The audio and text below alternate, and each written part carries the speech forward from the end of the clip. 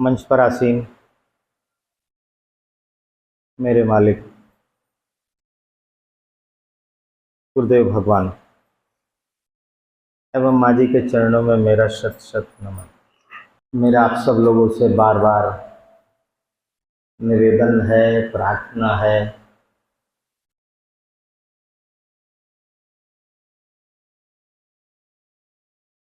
आप इतने वर्ष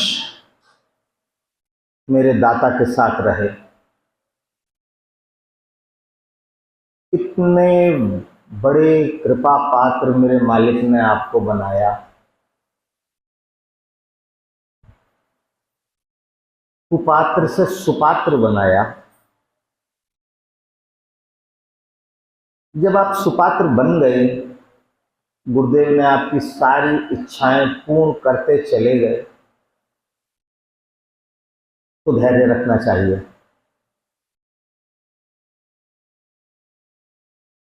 आपके बाद आपके बहुत संगी साथी नए नए इस क्लास में एडमिशन ले रहे हैं, लिया होगा।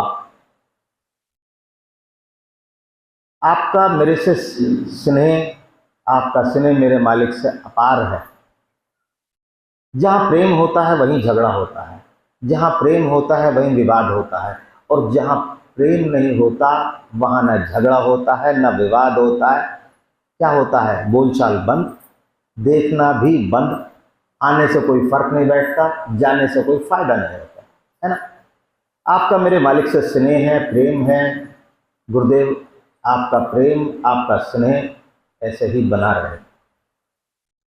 पर जो नए मेरे मालिक के दास आए हैं या आ रहे होंगे, वो भी ये समझते हैं कि मैं अपने मालिक, मेरा मालिक मेरे से अपार प्रेम करता है।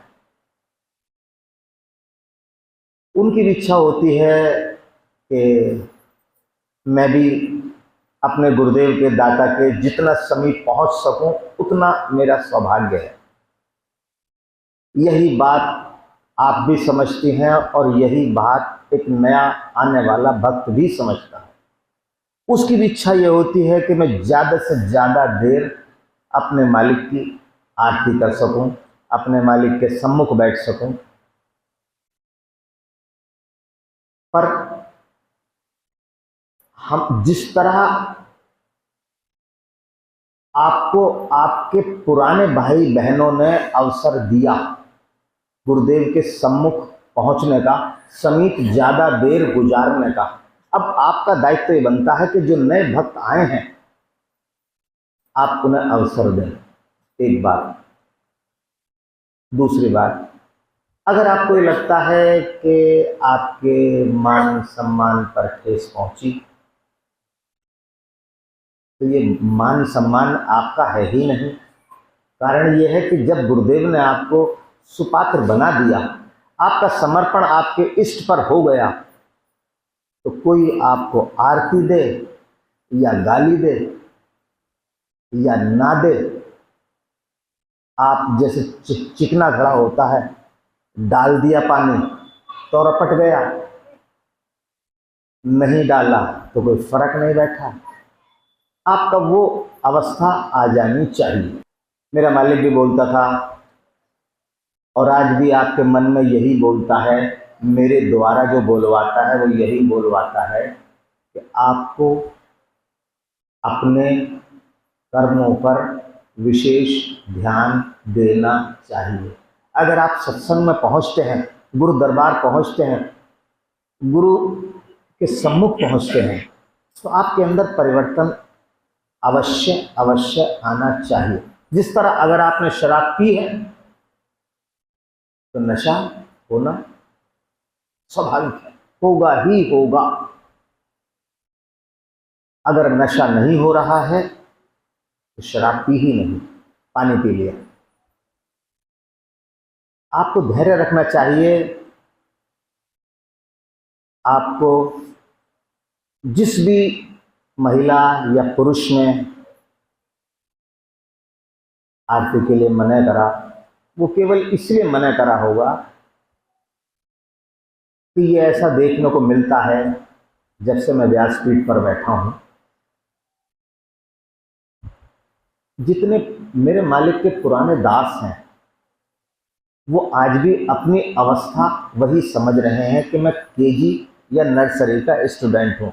अरे परमात्मा ने तुम्हें एमएससी बीएससी करवा दिया, तुम अगर उसी क्लास में बैठोगे, वही जिद करोगे, वही हट करोगे, मान लो आपकी अवस्था 60 साल है, 70 साल है, आप पोती पोते वाले हैं, आप अगर वही मेले में पहुंच के गडूल ना लोगे तो जब लेके आओगे तो गांव वाले क्या कहेंगे, अबे अपने लिए लाया है या पोते के लिए।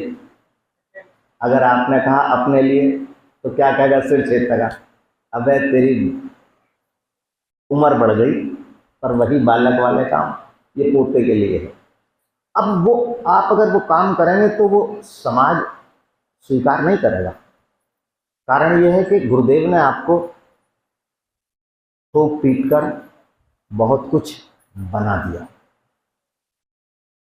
है ना।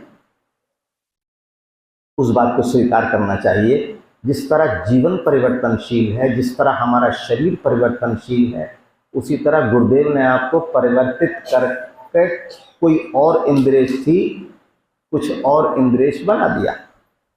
अब पहली वाली इंद्रिय नहीं है। दूसरा, अभी आपने बोला, ये बहुत मेरे मालिक के दास बोलते हैं, भक्त बोलते हैं, एक आप लोग श्लोक बोलते हैं, गुरु ब्रह्मा गुरु विष्णु गुरु देवो महेश्वरा गुरु साक्षात पार ब्रह्म तस्मै श्री गुरुवे नमः। अभी मेरी बहन ने भी बोला, इसका अर्थ पता है?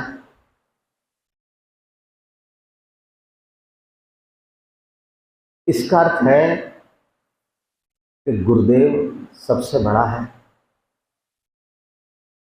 गुरुदेव परमात्मा तक पहुंचाने का रास्ता है, सीढ़ी है। आपको जमीन से छत पर पहुंचाने की सीढ़ी है। बिना सीढ़ी के आप छत पर नहीं पहुंच सकते। मतलब गुरुदेव ही एक ऐसा माध्यम है जो आपको परमात्मा तक मिलवा सकता है, पहुंचा सकता है। मतलब गुरुदेव इस तरह है, जिस तरह किसी पेड़ पर अगर फल ना आए तो माली उस पेड़ को काट देता है। आपके लिए गुरुदेव फल की तरह है। हमारे धार्मिक ग्रंथों में जो गुरुमुख नहीं होते उनको निगुरा बोला जाता है। भगवान शंकर ने भी कहा है कि निगुरे की मुक्ति नहीं, जीवन पर्यंत भटकता रहेगा, कालों कालों में जन्म लेता रहेगा, भटकता रहेगा, पर मुक्ति नहीं होने की है। मुक्ति का मार्ग परमात्मा नहीं है, मुक्ति का मार्ग गुरुदेव है। गुरुदेव अपनी दया से, गुरुदेव अपनी कृपा से आपको मुक्त करवा सकते हैं परमात्मा से सिफारिश करके। जिस तरह किसी के बालक को या किसी को पुलिस पकड़ के ले जाए और जो वो होते हैं ना दलाल, वो पैसा लेकर पुलिस को देते हैं और पुलिस छेद पीट बंद कर देती है, छोड़ देती है ना। उसे कहा गया रिप्रेजेंटेटिव, देवदूत। तो गुरुदेव वही काम करते हैं, अपनी जान पहचान परमात्मा से बता के आपको मुक्त करवाते हैं। अब देखो, 3 चीज है। अभी मैं इन्हीं की बात पर बोलना आरंभ कर दिया। 3 चीज आ गई बीच में, एक भक्त, एक गुरुदेव और एक परमात्मा। भक्त आप सब लोग हैं और परमात्मा से आप सभी लोग बहुत अच्छी तरीके से परिचित हैं। आप मंदिर में जाते हैं, परमात्मा ही तो है। आपके घर में मंदिर है, कैलेंडर है, किसका कैलेंडर है? परमात्मा का ही तो है। और तीसरा है गुरुदेव। गुरुदेव से भी हम लोग जो गुरुमुख हैं, जो निगुरे नहीं हैं, वो गुरुदेव से भी परिचित हैं। अभी ये मेरी बहन बोल रही थी कि मेरे मालिक में शक्ति थी, माँ जी में शक्ति थी, डॉक्टर साहब में शक्ति थी, है।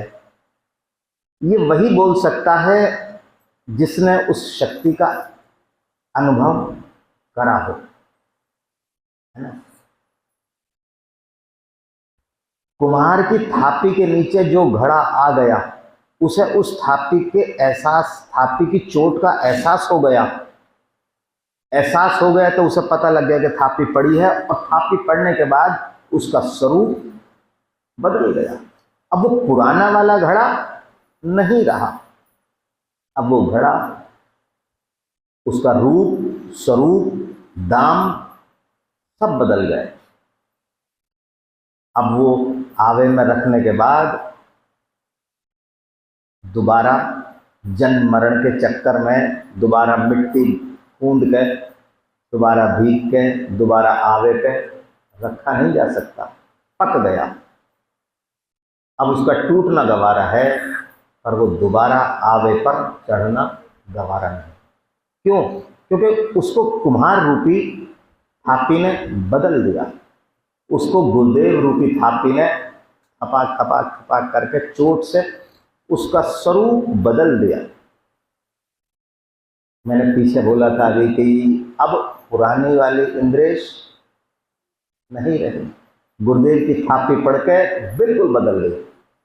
और देखो, ये मेरा अपना अनुभव है और आपका भी अनुभव होगा। जब हमारे मन के मुताबिक, मन की इच्छाओं के अनुसार कोई काम नहीं होता है, तो पता है हम सबसे पहले क्या करते हैं? केवल हमारा झगड़ा न घर में, न पत्नी में, न बच्चों में, न माँ में, न बाप में, किसी में नहीं होता। केवल झगड़ा परमात्मा से होता है। चले भाई, आज से तेरी पूजा बंद, तूने मेरे ये काम नहीं करवाया। अभी आपके मन में क्या विचार आया? आपके मन में वही विचार आया। पर गुरुदेव अगर कृपालु नहीं होते, अगर गुरुदेव ने आपका हाथ नहीं पकड़ा होता, तो आपको ऐसा एहसास नहीं होता कि चल चल चल। मालिक का इशारा हुआ, मालिक का आदेश हुआ, तभी तो आप लोग आ पाए फिर दोबारा। आपने कहा साल भर में एक बार जाऊंगी, आपने कहा साल भर में एक बार जाऊंगी, पर गुरुदेव ने कहा नहीं, साल भर में एक बार जाएगी तो दिक्कत होगी, तुझे दिक्कतों से भी बचाना है, इसलिए चल चल चल, है ना। तो अब तीन चीज आ गई, भक्त, गुरुदेव और भगवान। भक्त सबसे नीचे की पैड़ी, गुरुदेव बीच की सीढ़ी, और परमात्मा सबसे ऊपर की।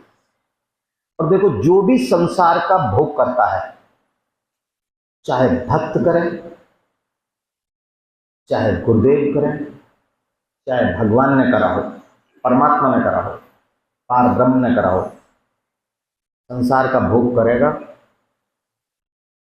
तो संसार रूपी थपेड़ों का तो सहन करना पड़ेगा। भगवान राम ने नहीं करा? भगवान राम ने संसार के थपेड़े स्वीकार करे? कभी रोए नहीं, कभी इतना सब कुछ होने के बाद उन्होंने कभी परमात्मा से झगड़ा नहीं करा कि तूने मेरी पत्नी चोरी करवा दी, मेरा आज से तेरे से पूजा पाठ बंद ना। ठीक है, मुझको लगता है ये मेरा अपना अनुभव है। जब कभी ऐसी विषम परिस्थिति हो, सभी के साथ आएंगी और आती ही रहेंगी, मेरे साथ भी आती हैं, आती ही रहेंगी और आपके साथ भी आएंगी। उस विषम परिस्थिति में परमात्मा का ज़्यादा चिंतन करना चाहिए कि ले तुझे अच्छा लगा और ले और पूजा और ध्यान, और परमात्मा कहेगा कि ये विचलित ही नहीं हो रहा है। हमें हमें उस रास्ते से भटकाने के लिए, विचलित करने के लिए ही परमात्मा ये हमें कष्टों का अनुभव करवाता है। पूर्व कालों में एक भक्त हुई हैं सहजो बाई, आप लोगों ने नाम सुना होगा। अपने गुरुदेव की अनन्य भक्त, बड़े निष्ठावान भक्त, और मैं कहूँगा बड़ी समर्पित भक्त।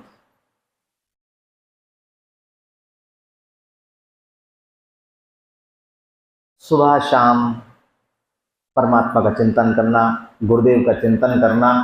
एक गांव से बाहर जंगल में झोपड़ी बना रखी, उस झोपड़ी में ही रहना। कहीं से कुछ मिल गया, भिक्षा ले आई, खा लिया, बना लिया, फिर परमात्मा का चिंतन। ना कल की फिक्र, ना अगले समय की चिंता, जीवन चल रहा था। गुरुदेव का चिंतन, गुरुदेव भगवान द्वारकाधीश के उपासक।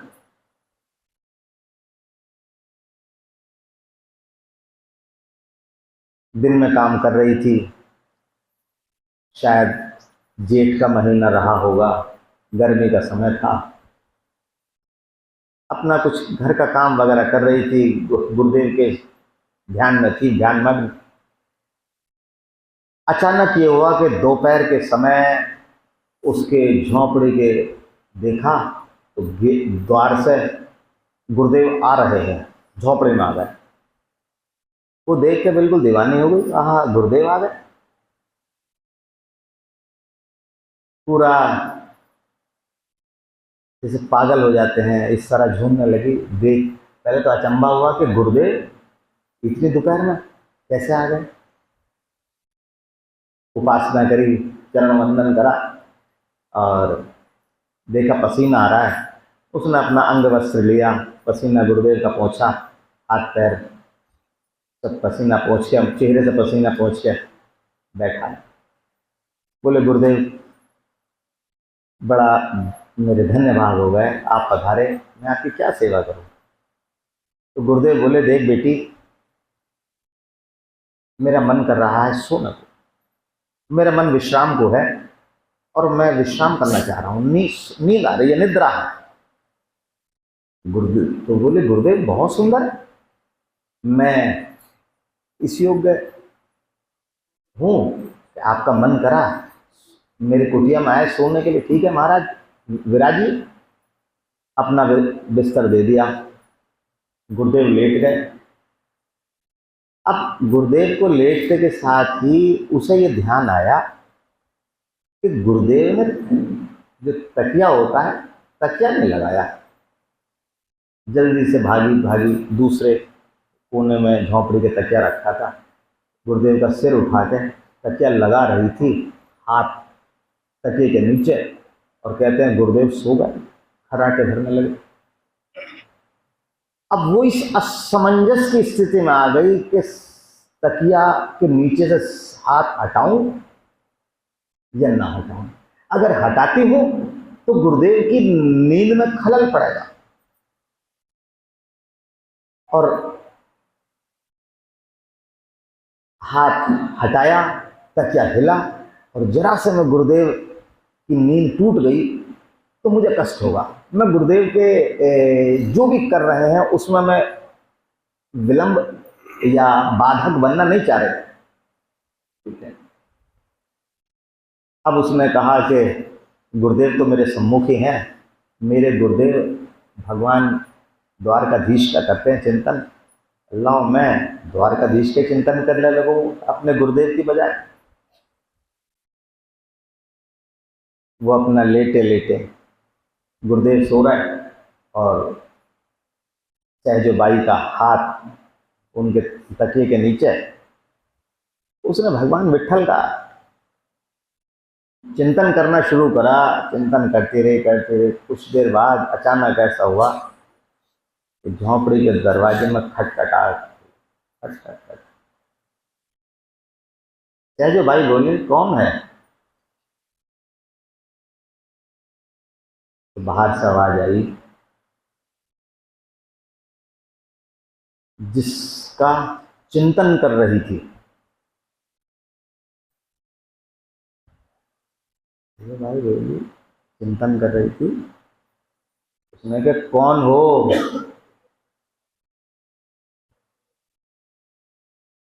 बाहर से फिर बेटे बैठा दो।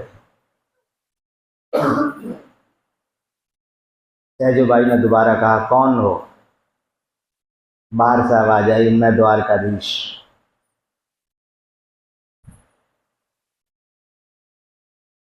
बोले कि तू पुकार रही थी इसलिए आना पड़ा। तो सहजो भाई बोले कि आपको इंतजार करना पड़ेगा। अब देखो,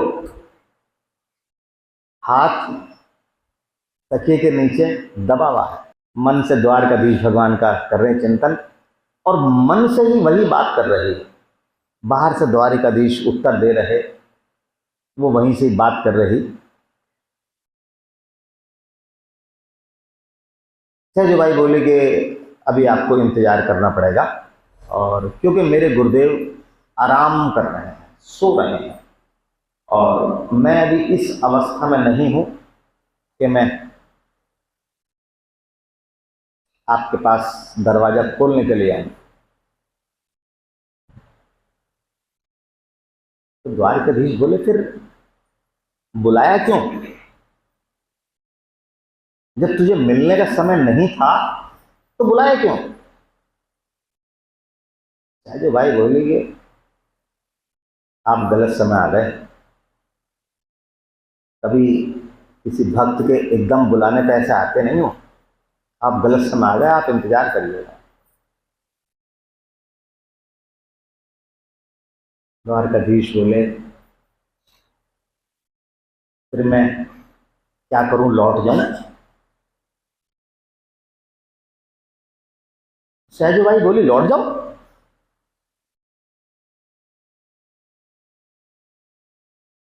द्वारकाधीश बोले कि तू मुझे लौटाने के लिए कह रही है, सोच ले, देख ले।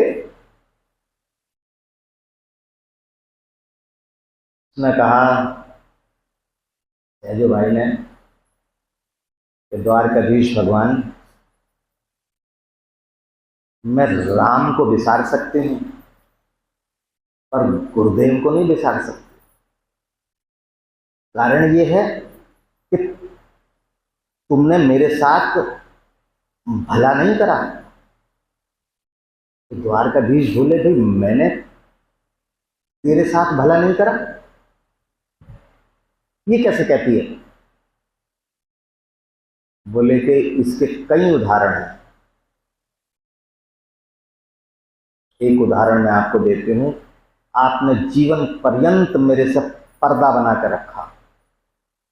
आपने मुझे संसार में भेजा पर जीवन पर्यंत मेरे से पर्दा बना कर रखा, और मैं आपसे ना मिल सकूं। आपने एक काम और नया करा कि मेरे साथ 5 चोर लगा दिए, काम, क्रोध, लोभ, मोह, मद, और हाँ, मत। बोले कि 5 ये और मेरे साथ चोर लगा दिए कि जो मुझे चारों तरफों को, पांचों तरफों को खींचते हैं, मैं जिससे आपके समीप ना पहुंच सकूं। तो ये आपने मेरे साथ कोई भला करा है या बुरा करा है? मेरा पूरा जीवन बीत गया, जीव का पूरा जीवन बीत जाता है आपसे मिलने के लिए, और आपने कितना बड़ा पर्दा कर रखा है कि उससे मिलना ही नहीं चाहते। बोले कि आप मेरे कहने पे नहीं आए हो या मेरे बुलाने पे नहीं आए हो, आप इसलिए आए हो कि मेरे गुरुदेव यहां उपस्थित हैं। आप गुरुदेव की वजह से आए हो, और आपके इन 5 चोरों को पकड़वाने के लिए मैंने गुरुदेव का सहारा लिया। आपने जिस अंधकार में मुझे रख रखा था, मेरे गुरुदेव ने अपनी दया करके, अपने ज्ञान रूपी दीपक से मेरे मन के भीतर प्रज्वलित करके, उस प्रकाश से, मेरे विश्वास से, मेरे समर्पण से, तब गुरुदेव ने मुझे यहाँ तक पहुँचाया है कि आप आज मेरे द्वार पर खड़े हो।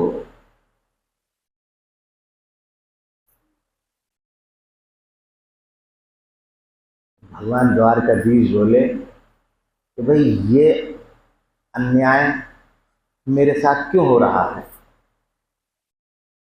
मुझे जाने के लिए कह रही हो। बोले गुरुदेव, ये मैं डंके की चोट पर कहती हूँ कि आपके आने या ना आने, जाने न जाने से मेरे पर कोई फर्क नहीं पड़ता। कारण यह है कि जिस सीढ़ी के द्वारा मैं आप तक पहुंच सकती हूँ या आप मेरे तक आ सकते हो, मैं उस सीढ़ी को छोड़कर आपको पकड़ूं, आपका सहारा लूं, तो ये बात भूल जाए। जिस सीढ़ी की वजह से, जिस गुरुदेव की कृपा की वजह से आप यहां तक उपस्थित हुए हो, आप के कहने के अनुसार मैं उस सीढ़ी को छोड़कर आपका सहारा लूं, हो नहीं सकता। ये भाव क्या है? ये भाव उस अवस्था का है जब हमारा समर्पण ऐसा हो गया कि मेरा कुछ रहा ही नहीं। मेरा, अब देखो,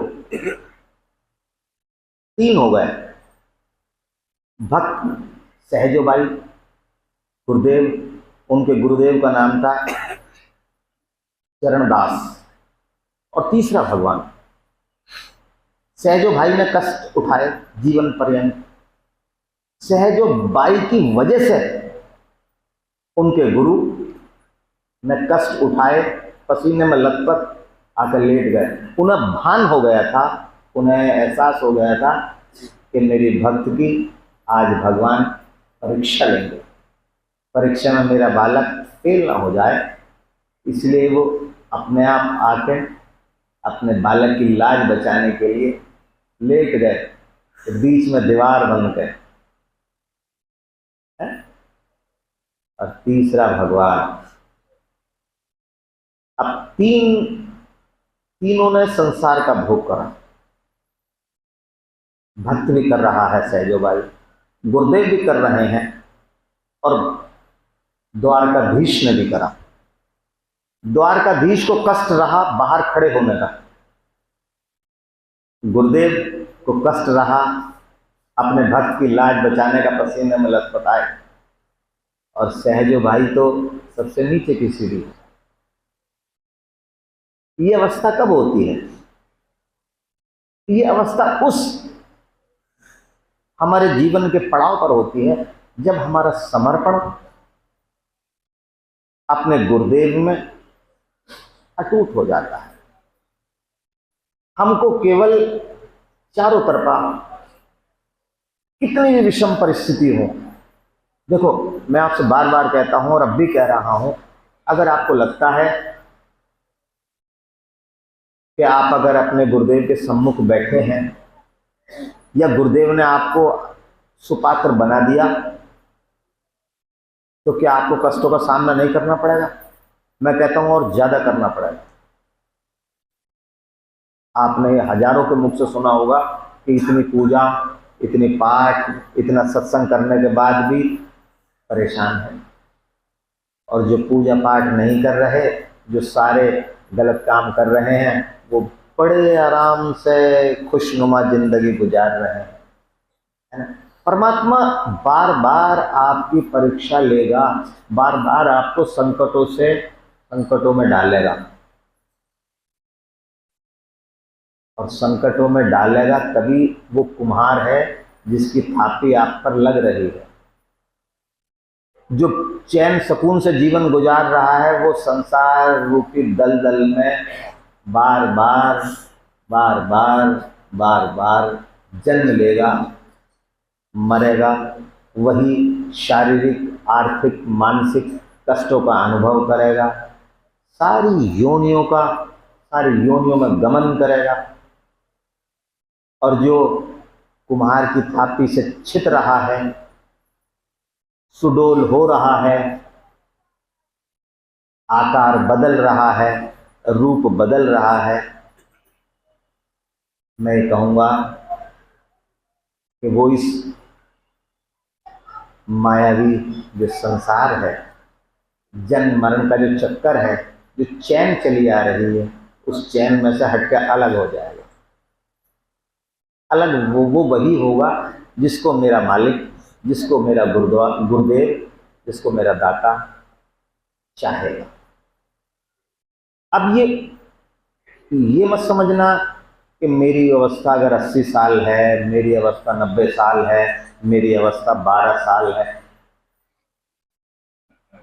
तब किस पर गुरुदेव की कृपा हो जाए कोई नहीं जानता, कोई भी नहीं जानता। और कृपा होने के बाद, और ऐसा नहीं है, अब आप देखो रामचरितमानस में भगवान राम ने लंका में विभीषण पर करी कृपा है, माँ सीता ने अशोक वाटिका में जो उनकी राक्षसनी थी त्रिजटा, उस पर करी कृपा। और जो राक्षस थे, गुरुदेव ने, परमात्मा ने, भगवान राम ने अपने जीते जी सबको अपने लोक में भेज दिया। पता है क्यों? भगवान राम ने कहा कि ये मेरा चिंतन मेरे भक्त से ज्यादा करा, सारे दिन उठते बैठते खाते पीते नहाते धोते यही था, राम आ गए, राम आ गए, राम आ गए, राम आ गए, लड़ लेंगे, मार देंगे, वही चिंतन रहा। आप ये सोच कर देखिएगा, जब परमात्मा इतने राक्षस, जिनको राक्षस ही बोला जाता है, नरभक्षी थे, सारे अवगुण उनके अंदर थे, उसके बाद भी उन्हें अपने धाम भेज सकते हैं, इस जन्म मरण के चक्कर से मुक्त कर सकते हैं, तो हम लगभग उससे ऊंची जाति में नहीं है तो कम से कम उसी जाति में समझ ले परमात्मा है, हमें राक्षसी समझ ले, और वास्तव में हम है भी राक्षसी। मैं आपको सिद्ध कर सकता हूं, राक्षसों का क्या काम था? वही तो काम था कि मारना, मोरना, ये परेशान करना, ये करना, वो करना। कभी परमात्मा का नाम लेना था? नहीं था। कभी मंदिर जाना था? नहीं था। हम लोग क्या करते हैं, आप सोच के देखिएगा, मैं सुबह को उठा, कारोबार पर चला गया, शाम को आया, वहाँ झूठ बोला, सच बोला, लड़ाई करा, झगड़ा करा, पैसे कमाए, घर को आ गया, सो गया, सुबह को उठा फिर चला गया। तो ये हमारी वृत्ति क्या है? राक्षसों वाली है, हैं? भक्तों वाली वृत्ति कब होती है? मैं दावे के साथ कहता हूं, किसी के घर में, ये मेरे मालिक बोलते थे कि मेरे चरण वो छुए, वो बेटी या बहन छुए जो अपने सास के, ससुर के, आदमी के चरण ले सकती हो। मेरा चिंतन वो करे जिसके घर में सभी लोग मेरा चिंतन या परमात्मा का चिंतन करते हैं। आप बताओ, आपके घर में कितनों के घर में आरती होती है मेरे मालिक की? मैं झूठ सच नहीं बोल रहा, मैं गारंटी के साथ बताता हूँ, अगर यहाँ 100 आदमी बैठे हैं, 100 में से 5 को परमात्मा की प्रार्थना याद होगी और कम से कम 10 को आरती याद होगी। क्यों नहीं आरती याद पता है? तो होती नहीं। आप तो धोखे से आ गए, इन्होंने दावत दी, तुम सब ट्रैक्टर में चढ़े, कोई मोटरसाइकिल से आ गया, कोई कार से आ गया, कोई साइकिल से आ गया, भगे चले आए, चलो जी दावत है। वास्तविकता है उसके बाद आप ये सोचते हो, उसके बाद आप ये गुरुदेव से कहते हो हम कष्टों में जीवन गुजर रहा है, भैंस दूध नहीं दे रही, बच्चे परेशान कर रहे हैं, घर में बीमारियां हैं। मैं आपसे कहता हूं एक बात, आपने गाना भी सुना होगा, ये मैं बार बार बोलता हूं, जब तुझसे न सुलझे तेरे उलझे हुए धंधे, परमात्मा के नाम पर छोड़ दे बंदे। कभी आपने छोड़कर देखा? अभी मैंने एक बेटी बैठी है, इसने मुझसे कहा कि मेरा बच्चा बीमार रहता है। मैंने कहा ठीक हो जाएगा, मेरी जिम्मेदारी है। और इसे विश्वास नहीं है, विश्वास नहीं है। देखो, आपने अपने बच्चे का एडमिशन करवा दिया किसी स्कूल में, आपने कहा कि भाई ये बच्चा सुबह को छोड़ कर जा रहे हैं, छुट्टी में ले जाएंगे। आपको विश्वास है कि आपका बच्चा वहाँ सुरक्षित है, इसीलिए छोड़ दिया। और ये पता लगा कि बच्चे को वो बेच देंगे, किडनैप कर लेंगे, तुम स्कूल के बाहर बैठे रहो, ला भैया हमें देते, हम ना पढ़ा रहे हैं, हमने पढ़ा लिया, बस हमारा बालक डीएम बन गया। क्यों? क्योंकि विश्वास नहीं है। आप किसी डॉक्टर के पास जाते हो, अगर आपको विश्वास है तो वो मिट्टी की पुड़िया मांग कर दे देगा तो फायदा हो जाएगा। और विश्वास नहीं है तो वो उस चीज़ का चाहे स्पेशलिस्ट हो, आपके मन में यही दुविधा रहेगी, गलत आ गया यार, गलत हाथों में फंस गया, ये लूट पाट करेगा और कुछ नहीं करने लगा। केवल यही होगा। किस चीज़ की कमी है? विश्वास। मैं आपसे बार बार कहता हूं, परमात्मा के न्याय पर विश्वास रखो। अच्छा, मैं एक बात आपसे और कहता हूं, बिल्कुल दूसरी बात कह रहा हूं। ये आपका बालक है, आप इसका भला चाह रहे हो, आप चाह रहे हो कि मेरा बच्चा ठीक हो जाए, पर तुम किसी और के बच्चे हो। जितना तुम इससे स्नेह करते हो, वो तुमसे और इससे दोनों से उतना ही स्नेह करता है। ये तुम्हारा अंश है, तुम उसके अंश हो। जिस तरह तुम इसका बुरा नहीं सोच सकते, इसलिए वो तुम्हारा बुरा नहीं सोच सकता। पर तुम्हें उस पर विश्वास ही नहीं है, तुम्हें विश्वास अपने आप पर है। तुम ये कहते हो कि बस ध्यान रखो, मैं बड़े परेशान हूं। अरे मैं कहता हूं कि सब परमात्मा पर छोड़ो। कर्म करना हमारे हाथ में, ऐसा नहीं है कि हम कर्म ना करें, सब कुछ परमात्मा पर छोड़ दें। कर्म हमारे हाथ में है, पर कर्म का फल देना ये परमात्मा के हाथ। पर हम सोचते हैं कि पहले रिजल्ट पता लग जाए तभी कुछ काम कर पाएंगे, है ना? क्या संभव है? तुम्हारा लड़का इंटर में बैठे या तुम्हारा जॉब में बैठे, किसी इंटरव्यू देने जाए, आप उससे कहो भाई पहले बता दे पास हो गया फेल, क्या संभव है? नहीं हो सकता। आपको विश्वास रखना पड़ेगा परमात्मा के न्याय पर।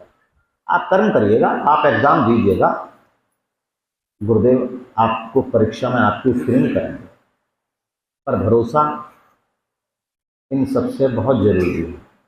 बिना भरोसे के कुछ नहीं है, बिना विश्वास के कुछ नहीं है। आपका विश्वास डगमगाया, देखो इनका विश्वास डगमगा रहा था, मेरे मालिक को एहसास हुआ, इसीलिए उन्होंने इनसे कहा कि चल चल चल। तो विश्वास बहुत बड़ी चीज है। और भक्त का विश्वास अगर डगमगाता है तो भक्त से पहले उसके मालिक को पता लग जाता है। आपको मेरी बात पर संदेह हो रहा होगा, कम भरोसा हो रहा होगा। अगर आपकी अवस्था 40 साल है, आपके बच्चे की अवस्था 15 साल है, तो आप बच्चे को घर में घूमते निकलते उठते बैठते देख के पहचान जाओगे कि इस बच्चे की संगति कैसी है। चाहे वो लड़का हो चाहे वो लड़की हो, आपको पता लग जाएगा कि लड़का या लड़की गलत सोसाइटी में इन्वॉल्व हो गया। आप उसके साथ नहीं हैं। ऐसे ही आपका बाप जो है, आपका मालिक जो है, उसे एहसास हो रहा है कि बच्चा मेरा डगमगा रहा है, तो इसलिए डगमगाहट नहीं होनी चाहिए। गुरुदेव परीक्षा लेते ही लेते हैं।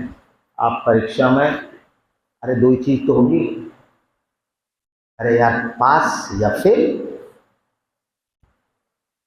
जब सब कुछ किसी दूसरे के हाथ में है, हम कुछ कर नहीं सकते। अब उदाहरण दे रहा हूं, ये आरती पर बात आ रही थी, किसी ने इन्हें भगा दिया, आरती नहीं लेने दी। आरती की थाली इनके हाथ में थोड़ी थी, ये तो किसी दूसरे आदमी के हाथ में थी। इनका खुश होना या कष्टों में जाना इनके हाथ में है। इनकी इच्छाओं के अनुसार वो उस बंदे ने कोई इन्हें रेस्पॉन्स नहीं दिया। कारण ये कि ये दूसरे के हाथ में है, हमारे हाथ में कर्म करना है। इनके हाथ में ये था कि इन्होंने मेरे मालिक से शिकायत करी, और मैं भी ये कहता हूँ, थोड़ा हमारे मेरे मालिक के जो दास हैं, भक्त हैं, गुलाम हैं, उनमें अनुशासन की कमी है। वो भगदड़ सी मचाते हैं। यहाँ सब कुछ आपका है, आपके लिए है, उसका उपभोग, उसका इस्तेमाल आपको ही करना है। आप जल्दी जल्दी करो, आराम से करो। अब धक्का मुक्की सी होती है। मैं ये बात मुझे भी गंदी लगती है। मैंने अभी जो कहा, पिछले 2 सप्ताह पहले मैंने कहा कि भाई जिसकी साप्ताहिक होगी वही केवल आरती लेगा। पता है क्यों? मान लो कोई बूढ़ा है, ठीक है, किसी ने, जवान ने, बूढ़े ने उसे बेचारे को जरा सा तेज घुस गया भीड़ में और वो गिर गया या गिर गई। आपके जरा से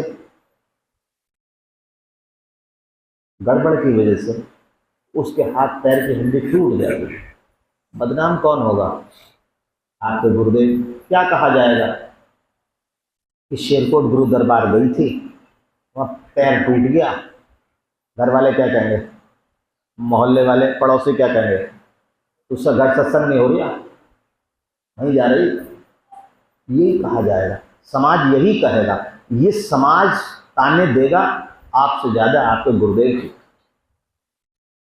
तो मेरा आपसे ये कहना है कि एक हमारे व्यवहार में, हमारे काम करने के तरीके में परिवर्तन आना बहुत ज़्यादा जरूरी है। अब देखो, मैं हर बार देखता हूँ, कुछ मेरे मालिक के दास हैं, मैं दास कहूँ, गुलाम कहूँ, भक्त कहूँ, चेले कहूँ, वो मूर्ख हैं। इस जीने पे से ऊपर चले गए गद्दा लेके, सारे पंखे खोल दिए, वहीं सोते रहे, बीड़ी पीते रहे, सारी बेंचें उठा के एक तरफ रख दी।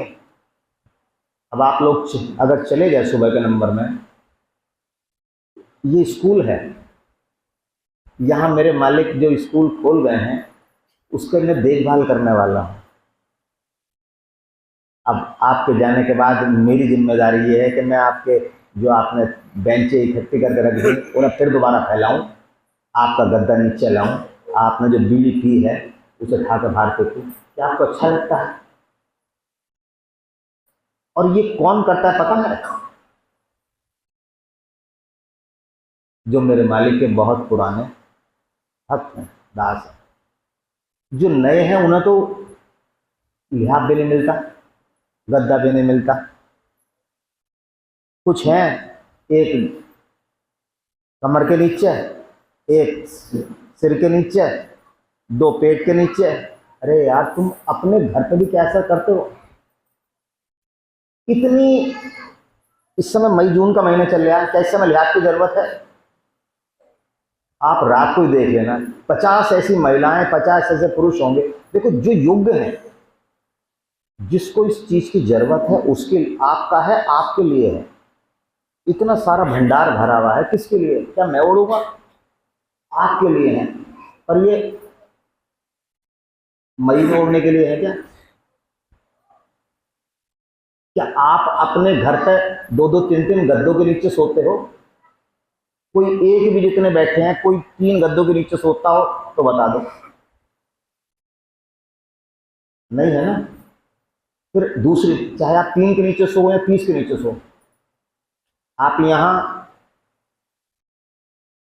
मेहमानदारी करना आए हैं क्या? तप करना आए हैं? सारे ऋषि मुनि तप करने पहाड़ों पर जाते थे, कोई लिहाफ गद्दे लेके जाता था क्या? कि हीटर चलाओ और ये चलाओ और पंखा चलाओ और बिजली जलाओ।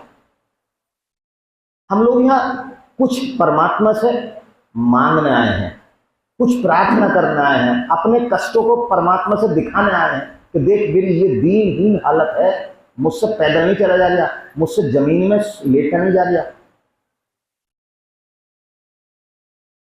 और जिनको उस चीज की जरूरत है, मैं उनसे कहता हूं कि भाई तुम्हारे लिए कुर्सी है, तुम कुर्सी बैठो। तो पता है वो क्या बात कहते हैं कि आपके सामने कुर्सी पे बैठ के अच्छे नहीं लगते। उनका अब आप समझो, उनका विचार, उनकी सोच और आपका विचार, आपकी सोच में कितना फर्क है। फिर आप ये कहो कि गुरुदेव कृपा नहीं कर रहे हैं। मैं बहुत से सुनता हूं, बहुत कहते हैं गुरुदेव कृपा नहीं कर रहे, बदल रहे। अब आप ये बताओ कि क्या मेरा मालिक बदला या आप बदले? हम लोगों को अपने व्यवहार पर ध्यान देना चाहिए, ठीक है। और दूसरी बात यह है कि ना ये मेरी बात इस सभा में कहने योग्य थी, पर मजबूरी ये है कि हमारी बहन जी ने बात कही तो मुझे मजबूरी में आज मैं बिल्कुल इन पर बोल गया। 20 बार मेरे मुंह से इनका नाम निकल गया, है ना।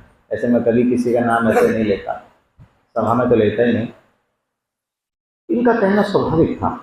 एक भक्त भगवान के सामने इसी तरह भगवान की गलती निकालता है, इसी तरह भगवान से जिससे स्नेह होता है ना, उससे ऐसे ही करता है।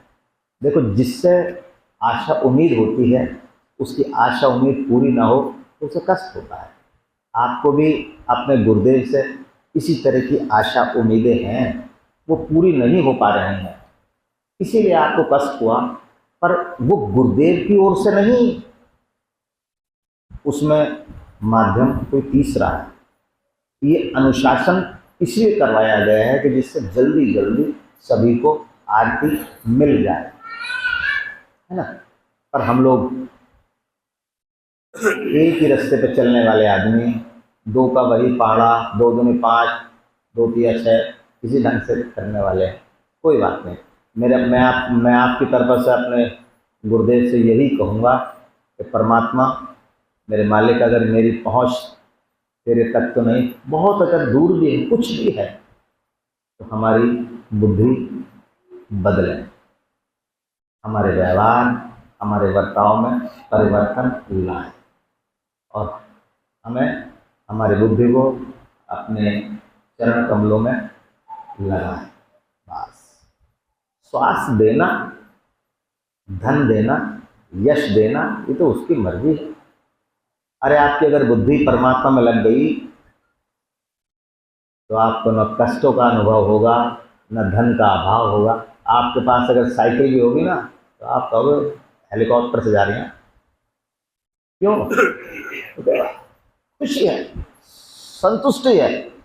परमात्मा तेरा धन्यवाद, तूने इस काबिल कर दिया, साइकिल तो दी, बहुत बहुत तेरा धन्यवाद।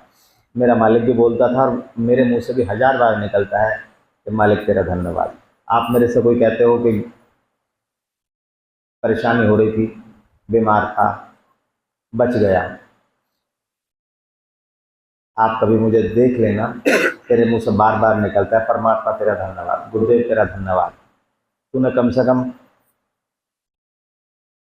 मैं माध्यम हूँ, मेरी बात को सुन।